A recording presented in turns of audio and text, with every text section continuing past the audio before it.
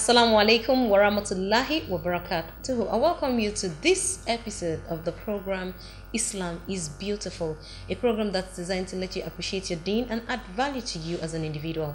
My name is Salma Aditulawal. Thank you for joining us.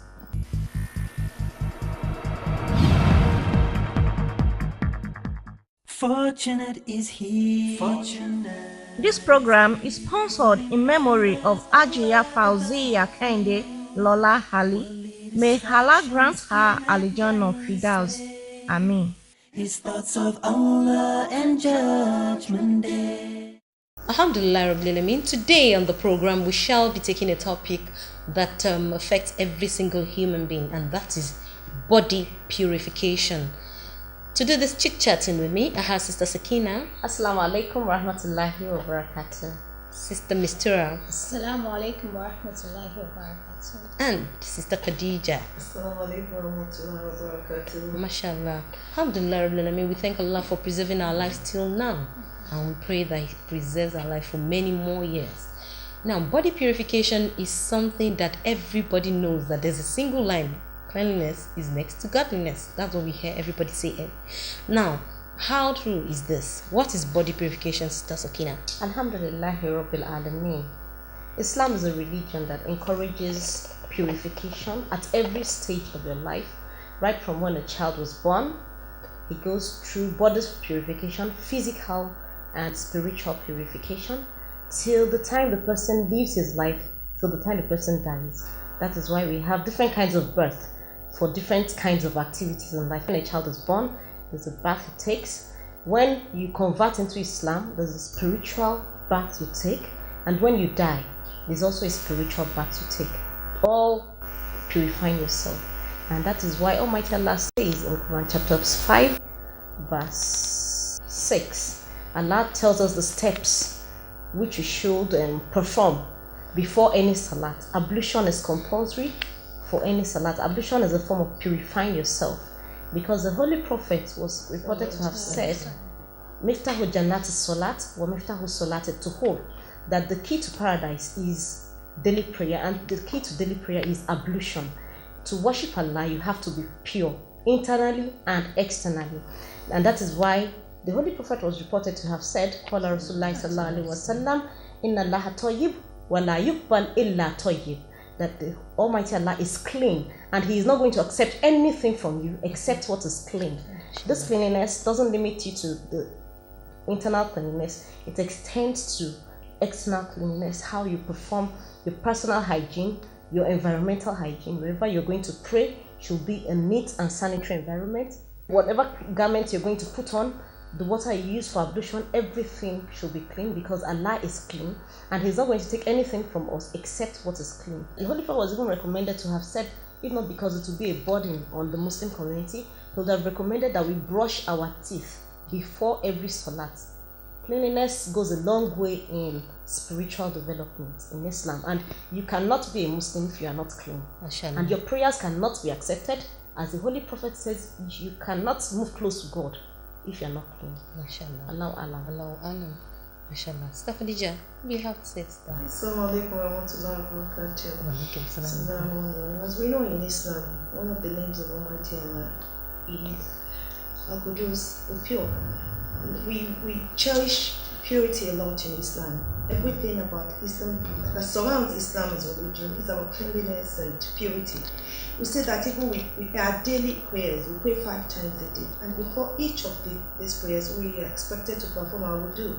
And in doing this, we believe maybe you've passed wind, you've gone to, excreted, or you've urinated. By the time you perform your wudu, all this would have cleansed away all this from your body.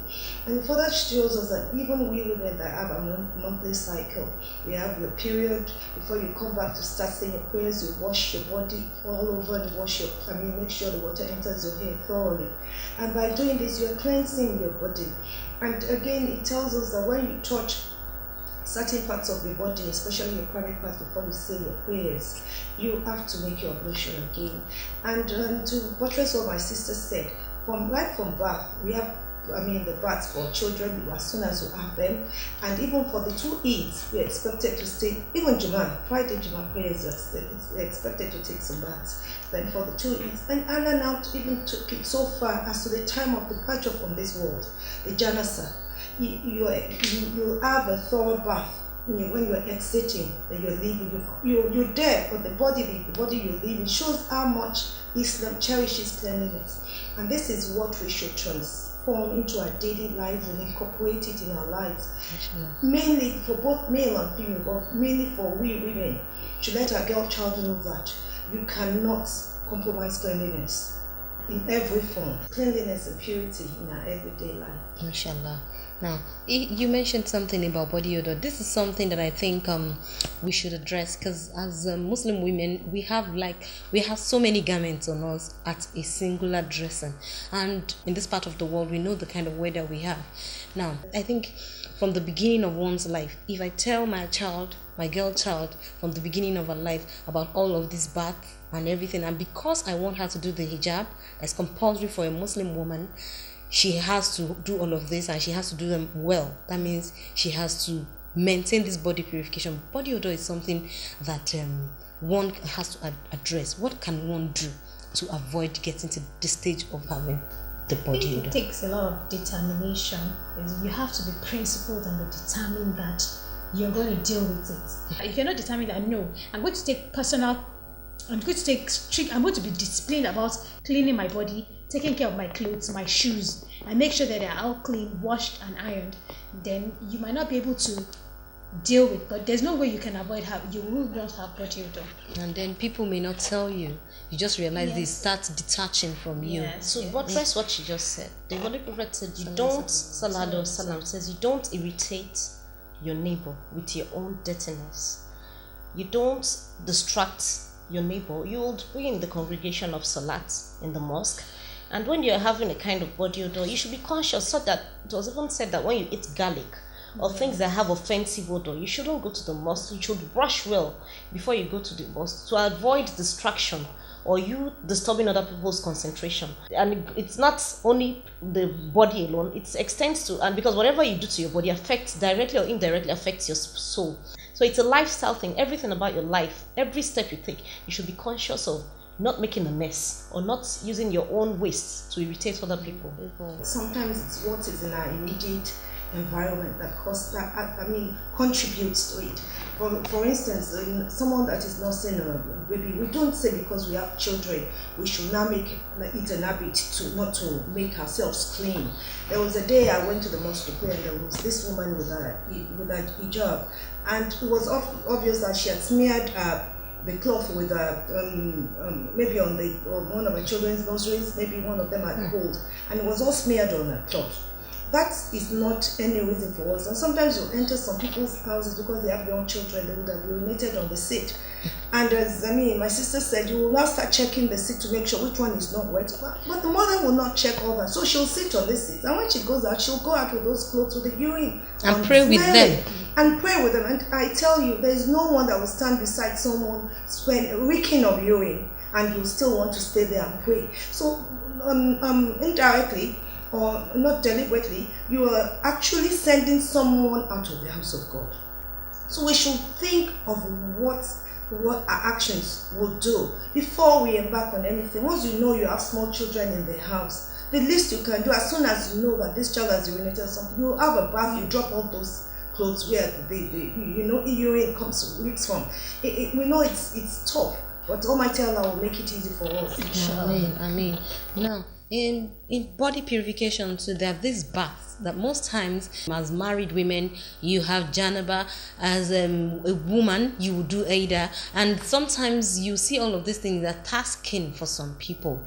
For instance, the monthly period of a woman, there's a certain bath you should do before you go back to pray. Why should it become cumbersome if it's something that you should imbibe and know how to do? First of all, when Allah asks us to do anything, He knows that we can do it. Okay. It says in the Quran, because He knows that we can do it. And then two, just like you just said, just okay, let's leave the baths now. Let's look at the Friday etiquettes of cutting your nails, shaving your armpits and your private parts, and taking a bath. If you inculcate that habit, we all know that one thing that causes dirt or odor is dirt. When you cut your nails, you're cleaning, you avoid dirt that can hide under your nail. When you shave off, you're avoiding dirt that could hide in those places. And then when you take a bath, make sure that water touches your head to your toe. You're actually taking a complete bath. So why should it be cumbersome? Anybody that likes cleanliness won't say that. It doesn't take you, if you do it over and over again, it doesn't take you 5 minutes. It becomes cumbersome when you see it as a duty. Yes. And you don't see it as an habit, a day-to-day thing. And I think that is good for you. Why I said is a bit tough is that mostly on mothers, especially young mothers, when you have about 2 or 3 children that are maybe just a year apart, you feel you have so much on you. But when you believe in this doctrine that cleanliness is like next to godliness, you know that it's not only a duty, it is something you should make natural. Once you know that this thing I have to do it immediately after my menstrual period, you won't see it as a something being imposed on you. You don't make it cumbersome. You make it about my bath. I want to have it's like you want to have another bath again. And Islam is God would said will not impose on you things that will be way beyond you. It will only give you the one you can cope with. It is so easy to perform this bath. Let's be real with ourselves. You have sexual intercourse with your husband, you will have your bath immediately after. Do your bath, do the purification immediately after. Because all these things, you keep them on your body, it's a stench. No. I know that Islamically you shouldn't make the other feel bad in any way. You should have a way around these things. But if you notice that the sister has body odor due to maybe the person's nonchalant attitude to these things that we're talking about, how do you help the person? In that kind of a case, you should try to encourage the person. The person might not know, but you have to diplomatically let the person know. Diplomatic? Yes, you have to be diplomatic and let the person know so that the person to awaken the person's consciousness that you are distracting somebody in the mosque. You might find a way of saying it in a subtle manner that the person will get offended, and let the person, you could give the person talks on how to improve the person's personal hygiene so that the person doesn't cause a distraction. And in addition to that, to be real and factual, we all have our individual body odor. Everybody has his or her own body odor naturally. We help ourselves by using these extra deodorant, perfumes and stuff. And if we're going to look at it that, okay, maybe Islam, I think, use sweet smell. There's some deodorants you use that, body sprays you use that somebody else might not even smell, but deep down in you, you're smelling, you're doing the right thing, you're clean and you smell well. Because I always like it when I get to the mosque and maybe the sister next to me oozes nice, it's not oozing off awful smell, and maybe she just had a bath, or even as a woman, you feel that I'm standing beside someone. And when I get to the mosque and I'm standing beside someone with an offensive smell, maybe it's her hair she did not wash or she didn't dry properly. This thing sometimes when you already wash your hair, can deter you. You won't with all the oil we put in the hair for about 2 weeks and you now wash it and you don't wash it. Even you as a person, you make conscious effort to remember to dry it properly before you leave the house. You now stand beside, even at a wedding sometimes when you sit beside someone that smells off, as this offer, you don't want to sit, you don't even want to eat. That's true. At the end of the day, you don't get to enjoy yourself and get the reward of attending that event. Yes. Okay. I even learned, I learned this like some few weeks ago. A scholar was advising that somebody asked her, how can you get khushu in your salah? And the scholar advised that dress up to Allah. When you're going to meet Allah, you have a meeting. If you're going to meet a CEO or the chairman of a company that's going to give you a job, you're going to dress up and look nice. But when you want to go to Allah, you just dress shabbily and go there. If you want to achieve khushu in your salah, you dress up and you stand in front of Allah, you'll be conscious of yourself. And then you feel and then clean. He further went on to say that when you dress up to salah, what you wear will be decent, as in what you want to wear. And because you're going to pray 5 times a day, it will go down. You want to remain clean.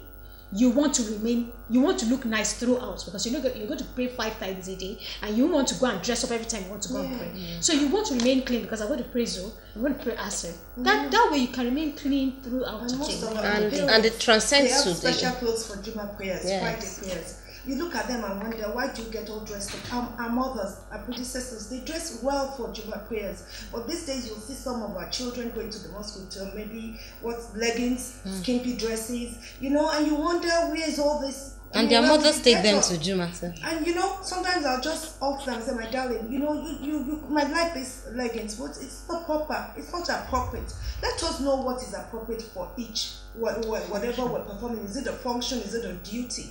When you want to pray to Almighty Allah subhanahu wa ta'ala, your God, you yourself pick that cloth and smell it.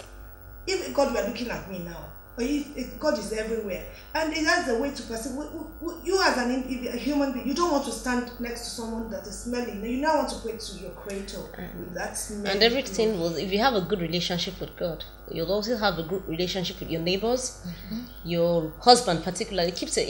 If women could go an extra mile in getting neater, I think it will help in saving marriages too, because you make yourself more attractive to your husband, and it keeps your husband at home. But a lot of husbands will just stay out wanting to spend the whole day out because there's a stench in your room. A lot of us are not conscious about, try to see if your room has a stench. Open the windows out and let the breeze come in. Let the fresh breeze come in the morning. Yeah. A brother once complained about it, that the only reason he doesn't stay at home is because his wife is dirty.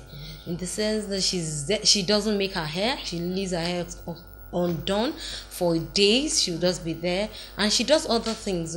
She prays, she reads the Quran, but that the man says he cannot cope with. And before you know it, now the man is still complaining. After some time now, he would either want to divorce her or take a second, and that will cause problem. Unfortunately, she does not know that prayer might not be answered because she's observing it's a dirty environment, and she's dirty. Because even the angels that accept prayers won't come close to somebody that is dirty. When the Holy Prophet says Allah doesn't take anything that is dirty. So where did she put all this in the Quran? A Muslim cannot be dirty. It is not part of the life of a Muslim to be dirty, because you observe, you have to wear something neat to pray 5 times a day. That means at least 5 times a day you have to be conscious of whatever you wear, and that's enough to take you the whole day to be neat. Mashallah. May Allah subhanahu wa ta'ala make it easy for us.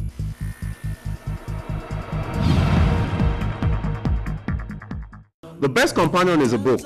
An activity that brings about joy is for you to read a book and develop your mind through the acquisition of knowledge. Reading increases knowledge and improves both memory and understanding. By reading, one benefits from the experiences of others, the wisdom of the wise, and the understanding of scholars. Maturing one's ability to acquire and to process knowledge, to learn about the different fields of knowledge and their applications to life. These benefits are derived through reading. Your faith will increase when you read a beneficial book, especially books written by practicing Muslim writers. Reading helps to relax one's mind from distractions and save one's time from being wasted. Take a good book today. Read and add value to your life. Remember, readers are leaders. Look inside yourself, such perfect order, hiding in yourselves, running in your veins. What about anger, love, and pain? And all the things you're feeling, can you touch them with your hand? So are they really there? Let's start questioning ourselves. Isn't this proof enough for us? Or are we so blind to push it all aside? No, we just have to open our eyes, our hearts and minds. If we just look right, we'll see the signs. We can't keep hiding from the truth and let it take us by surprise. Protect us in the best way, guide us every single day, keep us close to you until the end of time. When a baby's born, so helpless and weak, and you're watching it growing, so why deny what's in front of your eyes? The biggest miracle of life. We just have to open our eyes, our hearts and minds. If we just look right, we'll see the signs. We can't keep hiding from the truth and and let it take us by surprise. Protect us in the best way, guide us every single day, keep us close to you until the end of time. Open your eyes and heart and mind. If you just look right, you'll see the signs. We can't keep hiding from the truth and let it take us by surprise. Protect us in the best way, guide us every single day, keep us close to you until the end of time. Allah, you created everything, we belong to you. Ya Rab, we raise our hands, forever we thank you. Alhamdulillah Rabbil Alameen. This is the question for the week.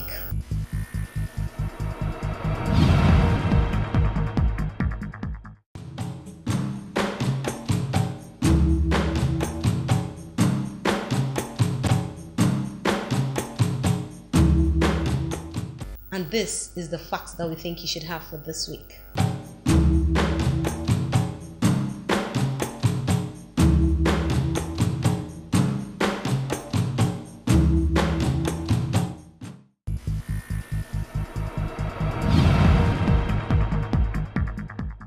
Alhamdulillah Rabbil Alameen. My sisters, let us just wrap it up by telling ourselves the effect of having a good personal hygiene and ensuring that the act of body purification is fully observed. Yes, and then there are so many sisters out there now who don't know that that's their problem, but that is what is keeping their man out of the house. For the sister that wears the makeup and thinks she doesn't want to get the makeup off at the time of Salat, it's so sad because she has taken that makeup more important than the punctuality of her Salat. She should go to Quran chapter 5 and read what verse 6 says about the most important parts of ablution. Your face is very, very important to be washed during ablution, and we should always be conscious that we are asked to do nothing but to worship Allah.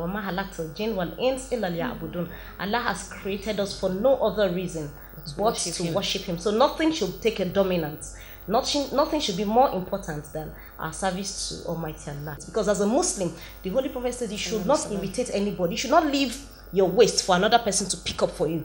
You are not a Muslim if you eat banana and throw the peel on the floor. You are not a Muslim if you drink orange and throw the peel on the floor for another person or for the government to come and pick it up for you. You should always be conscious of everything you do about hygiene as a Muslim. Mashallah. So, okay, for the sister that didn't pray because of her makeup, I would just like to remind her of the hadith of the Prophet, where the hadith said, if a river flows in front of your house every day and you wash your face 5 times a day, will any dirt remain on your face? So the ablution we do every time we want to pray, God it washes away our sins. So every time you wash your face, you do your ablution, you actually reading yourself or something. So not praying, she's not doing herself any good. Then I would also like to use the verse of the Quran where Allah says, "Qad aflaha man zakkaha." The successful, the one who is successful, is the one who purifies himself. It shows that Allah attaches a lot of importance to purity. Just like we purify our well to pay zakah, we should always also purify our body, purify ourselves spiritually, so that whatever we do will be acceptable in the sight of Allah. MashaAllah. Now, generally, that Muslim sister whose home is going to break down very soon because she's not clean enough for her husband.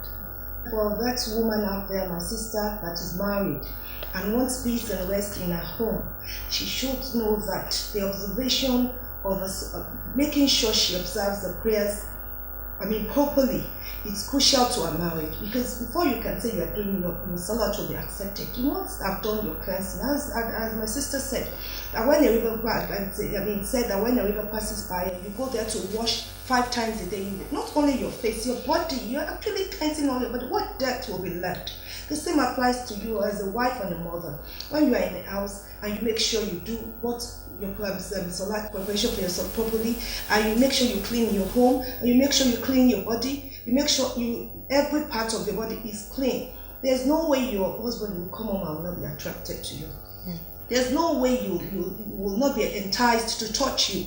So you cannot afford to play and toy with your home because you don't want to be lazy. Because that is just the word for it. A woman that reeks of urine, she's just lazy. Because once you know that I have children of 2, 4, 5 years old that still pass urine, you have a duty. Either you wake up 3 times in the night to make sure they get up and go to the toilet, or you make sure that as soon as it's morning, you pack their bed clothes and throw it in the basin or in the washing machine or in the bowl. Please, cleanliness, they say, is next to godliness. MashaAllah, may Allah subhanahu wa ta'ala make it easy for us. Do not forget our slogan on this program. Don't tell people that you are a Muslim. Let them see, be clean, be neat, and let every part of your body ooze the confidence of Allah. May Allah subhanahu wa ta'ala make it easy for us. Ameen. Do join us again for another enlightening episode of this program. From my sisters and I, we say Assalamu alaikum wa rahmatullahi wa barakatuh. Fortunate is he. Fortunate. This program is sponsored in memory of Ajiya Fauziya Kende Lola Hali. May Allah grant her Al-Jannah Firdaus. Amen. His thoughts of Allah and Judgment Day.